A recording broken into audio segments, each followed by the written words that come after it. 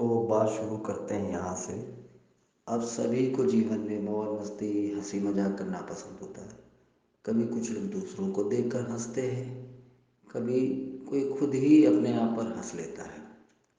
जी हाँ, मैं बात करने जा रहा हूँ मशहूर कॉमेडियन रोवन एटकिंसन।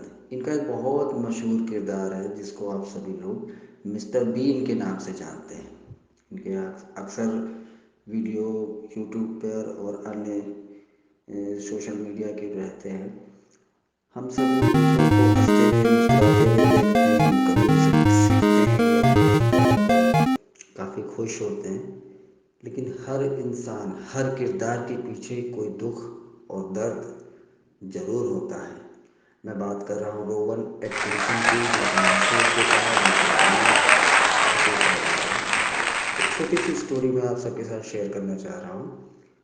तो राधे राधे दोस्तों। एरिक एटकिंसन एक किसान थे। उनकी माता का नाम था एला मे ब्रैनब्रिज। गृहिणी थी, बहुत साधारण सा परिवार था। कुल 3 भाई बहन थे इनके। और ये इनकी एक खास आदत थी। एक तो ये काफ़ी शर्मीले थे, लेकिन लोगों को हंसाने में बहुत मज़ा आता था। अपने चेहरे को अलग अलग भाव भंगिमा बनाकर ये लोगों को हंसाते थे। एक बार क्या हुआ कि इन्होंने बिना आवाज़ वाली एक कॉमेडी मूवी टीवी पर देखी। इनको अच्छी लगी, बचपन का दौर था। अच्छा, तब उन्होंने उस समय एक्टिंग या इस तरह की कोई भी काम करने के बारे में विचार नहीं किया था। बचपन होता है, हम सभी का सपने होते हैं, हम सभी कुछ अच्छा करने की सोचते हैं। बहुत सारी चीज़ें होती हैं, बहुत सारी चीज़ें नहीं होती हैं। खैर, अच्छी पढ़ाई करने का सपना था इनका। ये इन्होंने सोचा कि इंजीनियर बनेंगे, तो उन्होंने न्यू कैसल यूनिवर्सिटी से अपनी इंजीनियर की डिग्री भी प्राप्त की। अब आप ये सोचें कि एक बच्चा है, बहुत साधारण परिवार का है, लेकिन अच्छी पढ़ाई करता है और अच्छी डिग्री भी प्राप्त करता है। तो उसके आगे ये इलेक्ट्रिकल इंजीनियरिंग करने के लिए एमएससी की डिग्री जो होती है, उन्होंने ये क्वींस कॉलेज ऑक्सफोर्ड में दाखिला लिया। खैर, उन्हें एक स्केच लिखने और उस पर परफॉर्म करने के लिए कहा गया।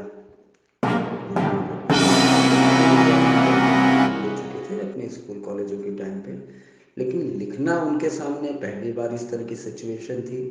खैर, उन्होंने इसको एक्सेप्ट किया और स्केच को तैयार करने लगे।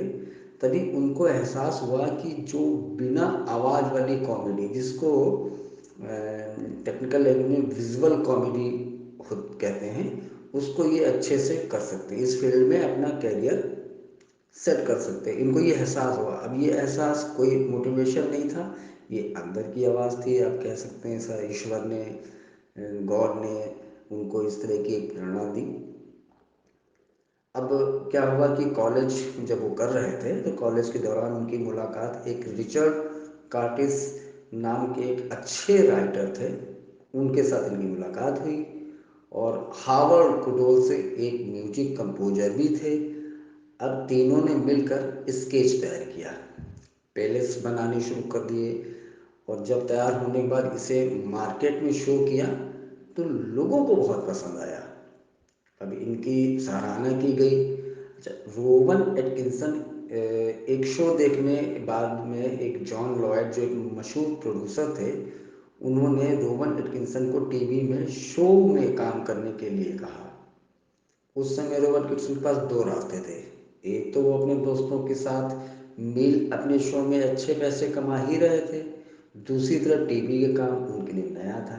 तब उन्होंने सोचा कि क्यों ना टीवी की फील्ड में अगर काम हुए तो उस लाइफ में आगे तक चले जाएंगे। तब उन्होंने बहुत सोचा समझा विचार किया, फिर इस फील्ड को चुन लिया। अब आगे की कहानी कुछ इस तरह की है दोस्तों कि एक शो था नॉट द 9 o'clock न्यूज़। ये शो में लोगों के बीच में काफ़ी लोकप्रियता थी इस शो की। उनकी एक्टिंग बहुत पसंद आई लोगों को। और इस शो के बाद में एक नया शो भी इनको ऑफर हो गया, इसको ब्लैक एडर कहते हैं।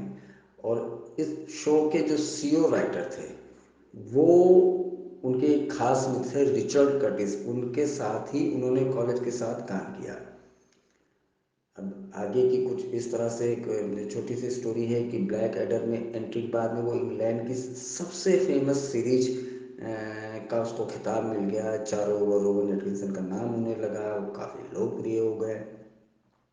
एक बार क्या हुआ कि रोवन एटकिंसन के पास में बेन एल्टन जो कि एक डायरेक्टर थे, और एक स्क्रिप्ट के साथ में उनके पास आया, एक विजुअल स्क्रिप्ट थी जिसमें किसी भी प्रकार का कोई डायलॉग नहीं था।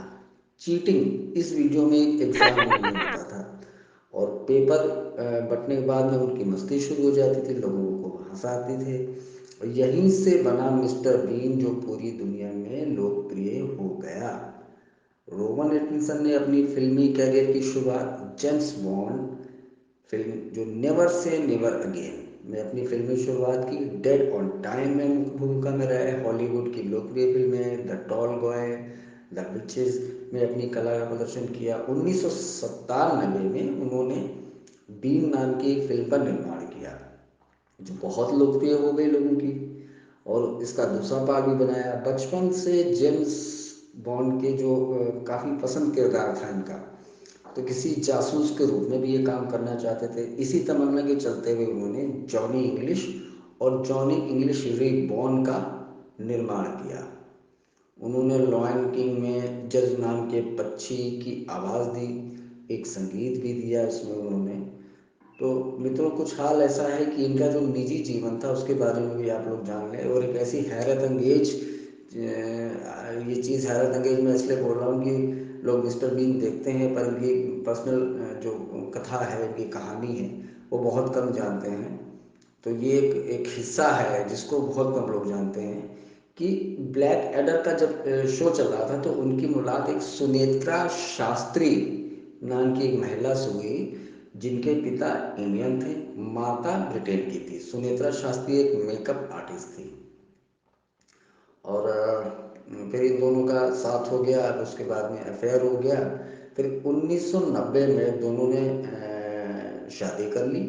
इनके एक बेटा है बेंजामिन एटकिंसन, और एक बेटी लिली शास्त्री है जो 2014 तक मामला इनका ठीक रहा। उसके बाद में दोनों के बीच तलाक हो गया, और ये एक ऐसा पहलू होता है जो भी किसी इंसान के लिए अजीब होता है। भले ही हमारे भारतीय कल्चर में और विदेशी कल्चर में बहुत सारे डिफरेंसेस हैं, लेकिन खैर अब ये सिचुएशन हो गई तो हो गई। इसी बीच में दोस्तों क्या हुआ कि एक विजुअल कॉमेडी था उन्हें। विजुअल कॉमेडी के साथ साथ इनको महंगी कारों का बहुत शौक था। इनके पास महंगी गाड़ियों काफ़ी गाड़ियाँ हैं इनके पास में। एक तो उसमें ऑडी 8 है, और स्कोडा सुपर्ब है, होंडा 7 हार्विक है। ये कुछ ऐसे नाम है होंडा 7 हार्विक जो जो हम लोग इंडिया में शायद नहीं जल्दी देखने को पाते हैं, शायद है भी नहीं। तो यहाँ पर ख़ास मैं ये बताना चाह रहा था कि इनके पास एक F1 कार भी थी।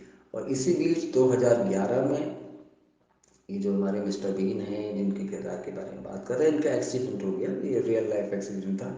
तो इनको हादसे में नुकसान तो नहीं हुआ, लेकिन जब उन्होंने इंश्योरेंस कंपनी को उन्हें 9 लाख पाउंड से ज़्यादा रकम चुकानी पड़ी, तो इन्होंने इंश्योरेंस कंपनी पर जब क्लेम किया तो ये ब्रिटेन का सबसे बड़ा इंश्योरेंस पेमेंट बन गया। खैर इनके पास रेसिंग कारें भी थी, उन्होंने शो भी किया, और टॉप गियर पे भी शो किया। और इस इन इन इस बीच में ये जो सारे इस तरह के शो करने लगे थे, ये कार से भी शो करने लगे थे, कह सकते हैं कि एक मल्टीपल कैरेक्टर था इनके अंदर। तो इनको commander of the order of the British empire के खिताब से भी सम्मानित किया गया। सबसे अहम बात यह है कि आज रोवन किटसन को पूरी दुनिया जानती है। इनका मुख्य किरदार मिस्टर बीन बहुत फेमस है। सभी इनकी एक्टिंग का सम्मान करते हैं दुनिया भर में। सिर्फ पैसा ही नहीं, प्रेम रहा। एक सबसे बड़ी बात मैं बताना चाहूँगा, इनकी सफलता कह सकते हैं आप, इनकी प्रसिद्धि, इनकी कमाई के साथ साथ इनके साथ में एक बहुत बहुत बहुत एक प्रशंसा योग्य एक चीज़ है कि इन्होंने हमेशा अपने काम पर ही भरोसा और विश्वास किया। इनका ये मानना था कि आप कार्य को करते चलें, अपने पैशन को पहचानें। इन्होंने अपने पैशन को पहचाना, बहुत समझदारी से काम किया, और विवादों से हमेशा स्वयं को दूर रखा, और यही इनकी सफलता का राज था। ये बहुत छोटी स्टोरी थी, मैंने शेयर किया आप लोगों के साथ में ये उम्मीद है, आशा है, विश्वास है कि आप लोग बहुत कुछ सीखने को मिला होगा। और बिल्कुल ये एक सराहना योग्य व्यक्ति है। इसी तरह से और भी अन्य स्टोरी मैं लाता रहूँगा, इस तरह की स्टोरी जिन जो व्यक्ति प्रसिद्ध हैं लेकिन आप उनके निजी जीवन या प्रोफेशनल जीवन के बारे में कम से कम जानते हैं, तो ये एक प्रयास रहेगा कि आपकी जानकारी में किसी तरह से वृद्धि मैं कर सकूं। और उम्मीद करता हूँ आप सब बहुत खुशहाल होंगे, बहुत अच्छे से होंगे। और एक छोटी सी बात मैं ज़रूर कहना चाहूँगा कि हम सभी लोग अपने जीवन में जो भी कर रहे हैं, कोई भी कार्य, चाहे वो एजुकेशन लेने से लेकर के जॉब, प्रोफेशनल बिजनेस, कुछ भी, या डिलीवरी बॉय का काम, या सेल्समैन का काम, या कुछ भी, किसी भी तरह का कार्य, सभी कार्य बहुत बड़े हैं, बहुत ऊंचे हैं। और सिर्फ हम अगर अपने ही कार्य पर फोकस करते चलें, तो ये बात भरोसे की या केवल मोटिवेशनल स्पीच नहीं है। इस सब के साथ साथ जो सबसे इम्पोर्टेंट चीज़ है कि हमें सफलता मिलना बिल्कुल तय होता है। तो मैं अपनी बात समाप्त करता हूँ, उम्मीद आप सब बहुत अच्छे होंगे, और प्रयास करूँगा और भी तरह तरह के वीडियो डाले जाएँ इस चैनल पे, और अच्छी अच्छी स्टोरी सब कुछ डाला जाए जिससे आपकी जानकारी में वृद्धि हो। बस इसी के साथ मैं अपनी बात समाप्त करता हूँ। नमस्कार, राधे राधे, खुश रहिए, सफल रहिए।